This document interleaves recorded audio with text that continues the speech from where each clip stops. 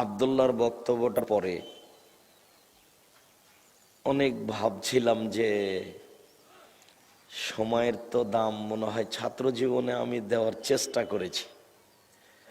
মানে আমার এখন মনটা বলে, এখনো বলে যে আমি ছাত্র জীবনের সময় আমাকে ফাঁকি দিয়েছে এটা নয়, বরং আমি সময়কে ফাঁকি দিয়েছি। তার মানে আমার সময় নষ্ট হয়নি, এটা আমার মনে বলে যে ছাত্র জীবনে আমি কোথাও গিয়ে খেলাধুলা করে গল্প করে সময় কাটিয়েছে, এটা আমার দেখতে পাই না।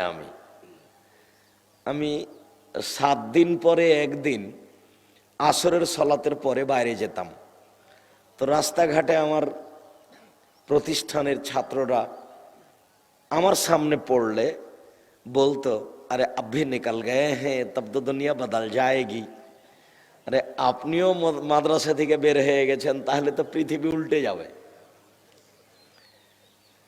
মানে আর ওই শহরে অন্যান্য প্রতিষ্ঠান থেকে আমাকে দেখতে আসতো যে সময় নষ্ট করে না, মানে সময়ের আমি ক্ষতি করিনি বলে আমার ছাত্র জীবনে এরকম আমার মনে হয়। আমার এক ক্লাস ফ্রেন্ড সালিম উদ্দিন ডাহবি, ভাগলপুর, इंडिया, ও একদিন আমাকে বলছে যে मैं 6 महीना तक सोच रहा था कि आप इंसान हैं या जिन हैं। 6 মাস পর্যন্ত আমি ভাবছিলাম যে আপনি মানুষ না জিন। ना मैंने गोसल करने देखा, ना मैंने जागने देखा, ना मैंने सोने देखा। না আপনাকে আমি গোসল করতে দেখেছি, না আপনাকে আমি জাগতে দেখেছি, না আপনাকে আমি ঘুমাতে দেখেছি।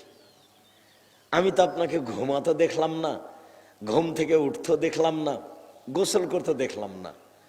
তা আমি মনে মনে ভাবছিলাম মনে হয় এ মানুষ নয়, মনে হয় জিন। আমার ভয় হতো যে আমার পাশে শয় থাকে তো কেমন কেমন মনে লাগে। সালিম উদ্দিন ডাহবি, ভাগলপুরি, इंडिया। খুব মেধাবী ছেলে, খুব একবারে পরিষ্কার পরিচ্ছন্ন হয়ে থাকতো। কোনোদিন জামা কাপড় পরিষ্কার করার পরে ক্যালেন্ডার না করে গায়ে দেয়নি। আর জামা এভাবে হাত উল্টিয়ে উজু করতো না,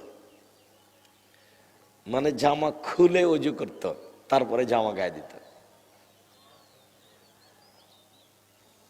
তো তাতে আমার মনে হয় যে আমি মনে হয় সময়কে মূল্যায়ন করতে পারতাম।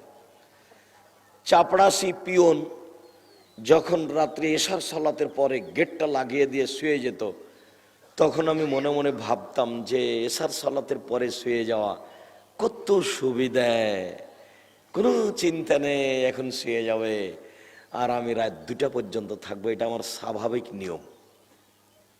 আমি রাত 2টা পর্যন্ত পড়বো, এটা আমার স্বাভাবিক নিয়ম। এখন রাত 9টা 2টা, মানে এখনো 5 ঘন্টা, পুরো একটা রাতের সমান।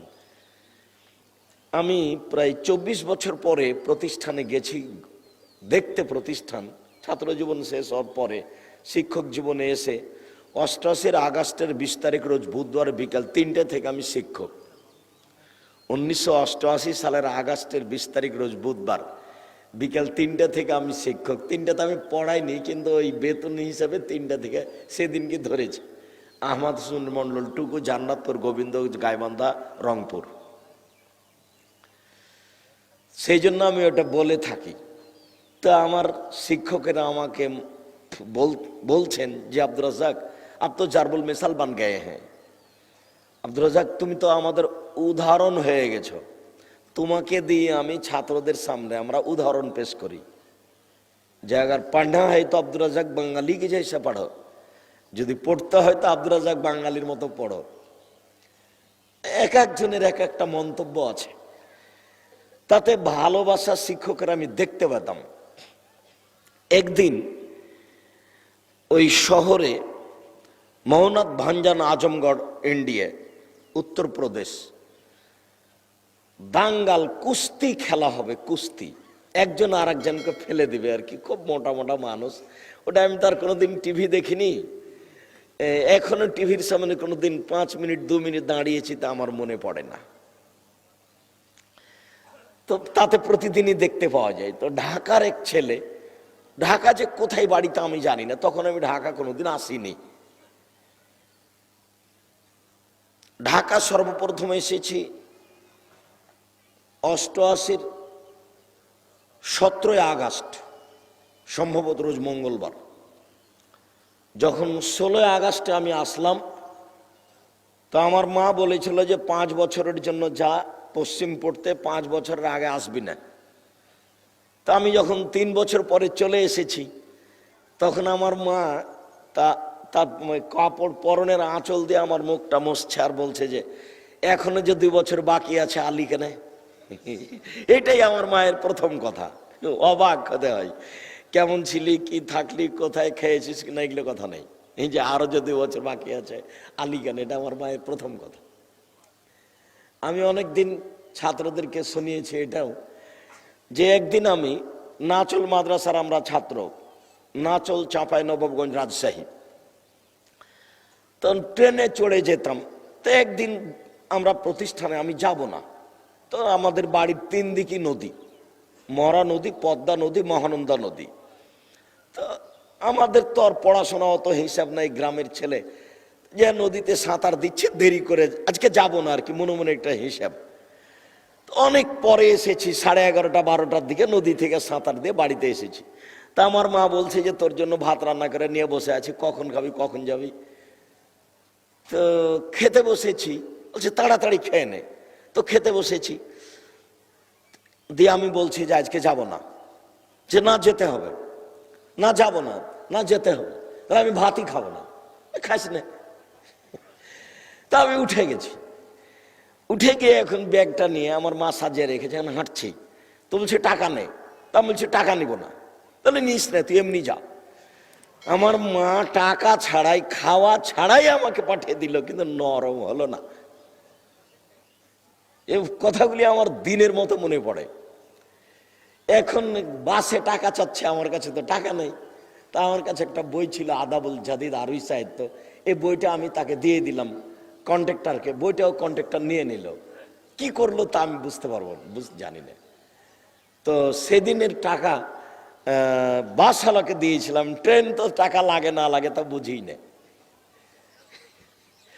অনেক সময় টিকিট করা হয়েছে, অনেক সময় যারা সাথে নিয়ে গেছে, কিভাবে নিয়ে গেছে আল্লাহ ভালো জানে। তো আমার মা এই কথাটা প্রথম কথা বলছে। আর দ্বিতীয় কথা বলছে, মৌলানা রেজাউল্লাহর জামাই সাইদুর রহমান তোকে ডাকতে এসেছে, কেন ডাকছে শুনেই। তো আমি মৌলানা রেজাউল্লাহর জামাই, দেবীনগর চাঁপাইনবাবগঞ্জ রাজশাহী, তার কাছে গেলাম। বললাম ভাই আপনি ডেকেছেন? তো বলছে তোমার আব্বা বলছিল যে তুমি নাকি পড়াশোনা করে চলে আসছো, তো তোমার জন্য একটা আমি মাদ্রাসা ঠিক করেছি, তো তোমাকে যেতে হবে। সেটা হলো গাইবান্ধা গোবিন্দগঞ্জ রংপুর, সেটা আমার প্রথম প্রতিষ্ঠান। এখানে আসলাম শিক্ষক হিসাবে, তার জন্য এটা জানা আছে। তো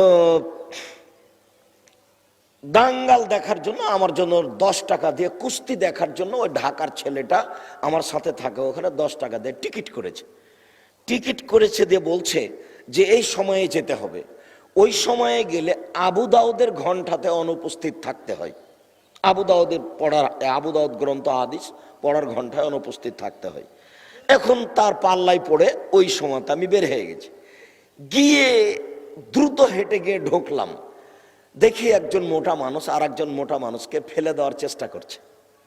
তো কেউ কাউকে ফেলতে পারে না, পরিস্থিতি আমি দেখলাম এটা কিছুই না। তা আমি তাড়াহুড়া করে ওখান থেকে বের হয়ে গেলাম, তাকে না বলে। শহরের মধ্যে দৌড়াতে দৌড়াতে আস্তে আস্তে ক্লাসে যখন আমি পৌঁছিলাম, তখন যারা দাঙ্গাল দেখতে গেছে এদের তালিকা লিস্ট হয়ে গেছে, তার মধ্যে আমি আছি 30 জন। তা আমি এখন চলে এসেছি। তো এখন আলাউদ্দিন পাটনাবি, আলাউদ্দিন পাটনা আপনার বিহার, এ আমার ক্লাস ফ্রেন্ড আলাউদ্দিন পাটনাবি বিহার। ও বলছে হযরত আব্দুর রাজাক আগে হ্যাঁ। তখন উনি বলে দিয়েছেন যে এদের 3 দিন খাদ্য বন্ধ। ইতিমধ্যে বলা হয়ে গেছে, কিন্তু লিস্টটা এখনো আলাউদ্দিনের হাতে আছে, সব ছাত্র আছে। যারা যারা গেছে তাদের 3 দিন পর্যন্ত খাওয়ার বন্ধ, 3 দিন তাক খানা বাঁধ হয়। তখন বলছে হযরত আব্দুর রাজ্জাক আ গয়ে হ্যাঁ। তখন শিক্ষক বলছেন मौलाना निसारुद्दीन, अब्दुल रज़ाक के भी खाना 3 दिन तक बंद है, लेकिन वो मेरा यहाँ खाएगा। আব্দুর রাজ্জাকেরও 3 দিন খাদ্য বন্ধ, তবে ও আমার কাছে খাবে।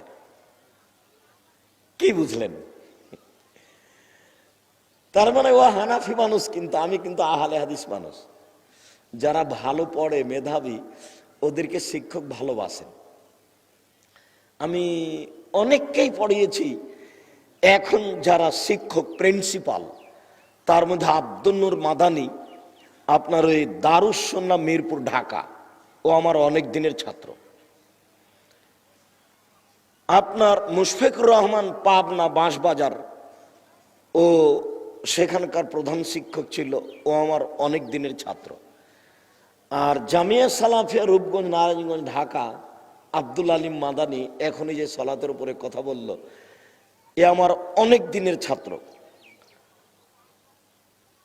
আর আরো অনেকেই আছে। তো মেধাবী হিসাবে আমার কাছে সবচেয়ে মেধাবী ছিল আব্দুল আলিম মাদানী। একে আমি কোনোদিন পিটানোর মতো সুযোগ করতে পারিনি। আমি খুব মেজাজি শিক্ষক, একটু 19-20 পড়লে তাকে পিটাবো। সে বুখারি পড়ুক আর প্রথমে পড়ুক, যেটাই পড়ুক, কোনোদিন এ ভুল পড়তো না। মেধাই ছিল খুব তীক্ষ্ণ। তো ও বললো 3 दिन तक खाना बंद है, लेकिन वो मेरा यहाँ खाएगा। একদিন রাত্রি 2টার সময়তে প্রতিষ্ঠানের প্রিন্সিপাল প্রধান শিক্ষক শেখ আরিফ এসে বলছে, আব্দুর রাজ্জাক মাইনা আপকে লিয়ে চাদর খরিদা। আব্দুর রাজ্জাক তোমার জন্য আমি একটা চাদর কিনেছি, শীতের দিন আমার গায়ে একটা চাদর আছে। তো মনে হয় চাদরটা তাকে পছন্দ হয়নি। চাদরটা আমাকে দিয়ে বলছে যে যারা মেহরবানি করকে इसको কবুল कर लेना, इसको लौटाना मत। তুমি দয়া করে আমার এই উপঢৌকনটা নাও, তুমি আমাকে ফিরিয়ে দিও না। এই কথা আমাকে বলছে। তাতে আমি বুঝতাম যে ছাত্ররা, শিক্ষকেরা আমাকে ভালোবাসতেন। আমার মনে হয় সময়কে আমি কোনোদিন নষ্ট করিনি ছাত্র জীবনে, এটা আমার মনে হয়। শিক্ষক জীবনে এসে টিকতে পারি না, পরিস্থিতি অনুকূলে হয় না। কালকে আব্দুল্লাহর বক্তব্যটা শোনার পরে অনেকক্ষণ ভাবছি যে সময়কে কেমনে মূল্যায়ন করব, কিভাবে সময়কে দাম দেওয়া যাবে। আমরা আজকে ফজরের সালাতের পরে অনেকেই হাঁটতে লাগলাম, চলে গেলাম, গল্প করছি, হাঁটছি, খাচ্ছি, দোকানের সামনে ঘুরছি। তো সময়কে মূল্যায়ন করতে পারি না। আব্দুল্লাহ কাল বলছিল ওয়াল আসর, কালের কসম, যুগের কসম। এটা কি বললেন আল্লাহ? কালের কসম, কালের কসম করে কি বললেন? কালের, যুগের, সময়ের কসম করে বলছেন সময় একটা খুব দামি জিনিস। এমনি স্বাভাবিক মানুষের জীবনে সময়কে আমি মূল্যায়ন করা পড়েছি, তবে সত্য মিথ্যা বলতে পারি না। ডক্টর শহীদুল্লাহ রাহেমাহুল্লাহ 16 ভাষার পণ্ডিত, তার জীবনেতে একটা কথা আছে যে এত পড়ুয়া ছাত্র ছিল, এত বেশি পড়তো যে একদিন পাশে আগুন লেগে গেছে। তো সব ছাত্ররা হইচই করে গেছে। তারপরে এসে দেখছে যে শহীদুল্লাহ পড়ছে। কি ব্যাপার, তুই এখনো পড়ছিস কেন? আরে পাশে আগুন লেগেছে, আমরা তো দৌড়িয়ে গেছিলাম। কখন আগুন লাগলো? কই আমি খেয়াল করিনি তো। ডক্টর শহীদুল্লাহর জীবনে এটা লেখা আছে। জারুল্লাহ জামাকশারি, কাশাফের লেখক, তাফসির, একটা বিশাল গ্রন্থ, তাফসিরের কিতাব কাশাফ, জারুল্লাহ জামাকশারি আল মুতাজিলি আল হানাফি। মুতাজিলি হানাফি আকীদার একজন খুব বড় পণ্ডিত জারুল্লাহ জামাকশারি। তো তার জীবনীতে লেখা আছে যে যেই স্টিমারে উনি ডুবে যাচ্ছেন, মারা যাচ্ছেন, সেই স্টিমারে এখন ডুবে যাবে, পানি উঠছে স্টিমারে, বাঁচার কোনো পথ নাই। কিভাবে যে তার জীবনীতে ভাবে লেখা আছে। তো ওনাকে বলা হচ্ছে, হযরত এখন তো স্টিমার ডুবেই যাচ্ছে, তো আপনি কিতাব দেখা বন্ধ করে একটু কিছু বলেন আমাদেরকে। তখন উনি বলছেন যে একটু সময় আর বাকি রেখে কি করব, এটুকু পড়াতেই লাগাই, পড়তেই থাকি, চলে যাক। আপনার ওই ইমাম গাজ্জালির জীবনে লেখা আছে যে যেই বিশ্ববিদ্যালয় উনি পড়তেন বাগদাদে, মিশর না বাগদাদ, মিশর কেন, ইরাক বাগদাদে যে মাদ্রাসাতে উনি পড়তেন, তো একদিন মাদ্রাসার পরিচালক রাতে এসেছেন, অনেক রাতে। তো ছেলেদের ঘুমিয়ে থাকা দেখে সিদ্ধান্ত নিয়েছেন যে প্রতিষ্ঠান বন্ধ করে দেব। তো ঘুরতে ঘুরতে দেখছেন একটা ছেলে একটা ওই বাতি, তেলের বাতি লাগিয়ে চতুর্দিকে বই লাগিয়ে পড়ছে। তো একবার ওইটা দেখে, একবার এটা দেখে, একবার এটা দেখে, গভীর রাত। তখন তাকে জিজ্ঞাসা করা হলো যে তুমি এত রাত্রে এইভাবে পড়ছো কেন? তিনি বলছেন আমার জীবনে বড় স্বাদ, বিদ্যা অর্জন করে জাতিকে সঠিক পথে নিয়ে আসব। মানুষের জীবনীতে লেখা আছে সময়কে মূল্যায়ন করা। মিস্টার জিন্না, শিয়া মিস্টার জিন্না, পাকিস্তানের এক সময়ের প্রেসিডেন্ট, তার জীবনীতে লেখা আছে গভীর রাতে মিস্টার জিন্না পড়ছে। তো তখন তার ভাবি বলছে তুই এত রাতে পড়িস কেন? তখন মিস্টার জিন্না বলছে ভারত থেকে ইহুদি, খ্রিস্টান, ইংরেজকে তাড়াবো এই জন্য। তো সময়ের মূল্যায়ন করতে পারি না। দাও, আসসালামু আলাইকুম। সময়ের মূল্যায়ন করতে পারি না। যে হাদিসটা পড়েছি সেই হাদিসটার সময়ের উপরে কথা বলে আমি আলোচনা চলে যাচ্ছি, বেশিক্ষণ নয়, কয়েক মিনিট। আয়েশা রাদিয়াল্লাহু তাআলা আনহা বলেন আমি রাসূল সাল্লাল্লাহু আলাইহি সাল্লামকে বলতে শুনেছি, আল্লাহ নবী বলছেন মা মিন সাতিন তামুররু বিবনা আদম, যে কোনো মুহূর্ত, 1 মিনিট, 2 মিনিট, 10 মিনিট, 1 ঘন্টা, 1 দিন, যে কোনো সময়, যে কোনো মুহূর্ত আদমের ছেলেমেয়ের উপর দিয়ে পার হয়ে যাচ্ছে, লাম ইয়াজকুরিল্লাহ ফিহা, সেই সময়ও আল্লাহকে ডাকলো না। যে কোনো মুহূর্ত, যে কোনো সময় আদমের ছেলেমেয়ের উপর দিয়ে পার হয়ে যাচ্ছে, ওই সময় আল্লাহকে ডাকলো না। ইল্লা হাসসারা আলাইহা ইয়াউমাল কিয়ামা, বিচারের মাঠে ওই লোকটা, ওই মহিলা, ওই পুরুষ ওই সময়ের জন্য দুঃখ করবে, আফসোস করবে, আহারে দোকানে বসে সময়টা কাটিয়েছিলাম, আহারে ঘুমিয়ে সময়টা কাটিয়ে দিয়েছিলাম। তাহলে যেটুকু সময় আদমের ছেলেমেয়ের উপর দিয়ে পার হয়ে যাচ্ছে, ওই সময়ও আল্লাহকে ডাকলো না, এর কারণে বিচারের মাঠেও কি করবে? আফসোস করবে। সময়ের দাম দেখ।